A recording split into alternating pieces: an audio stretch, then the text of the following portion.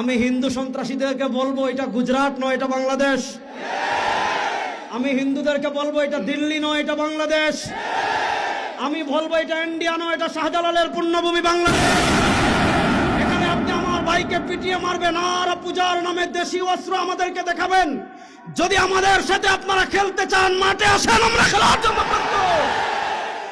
আমরা পরিষ্কার ভাষায় বলতে চাই, মন্দিরে নিরাপদ থাকুক, এটা আমরাও চাই। মন্দিরে যারা আগুন লাগিয়েছে তাদের বিচারের সম্মুখীন করা হোক, এটা আমরাও চাই।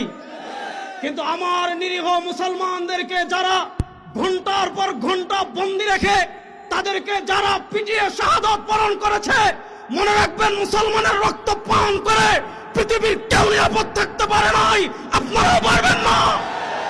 এই রক্ত কথা বলবে ইনশাআল্লাহ। আমি সর্বশেষ আরেকটা কথা বলে শেষ করছি। বাংলাদেশে আপনারা বিভিন্ন ইস্যু চেঞ্জ করেন, একটাকে ঢাকার জন্য আরেকটা আনেন, আরেকটাকে পিছনে ফেলার জন্য আরেকটা আনেন। ভাইদের শাহাদাতের ঘটনা আমাদেরকে ভুলিয়ে দিবেন। আমরা শাহাদাতের দাবি, আমাদের ভাইদের রক্তের দাবি আদায়ের জন্য আমাদের নেতৃবৃন্দ যদি আমাদেরকে নির্দেশনা দেন, আমাদের নেতৃবৃন্দের আনুগত্য চূড়ান্তভাবে প্রকাশ করে আমার ভাইয়ের রক্তের বদলা নেওয়ার জন্য আমরা প্রস্তুত আছি না ইনশাআল্লাহ। আসসালামু আলাইকুম ওয়া রাহমাতুল্লাহ।